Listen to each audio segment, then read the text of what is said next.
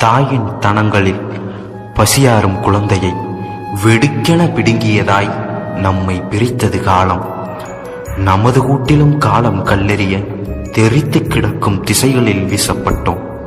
சொந்த மண்ணின் கடைசி துகளை பாதத்திலும் கனத்த இதயத்தின் கரையெங்கும் கனவுகளுமாய் ததும்ப துவங்குவது கல்லூரி வாழ்க்கை.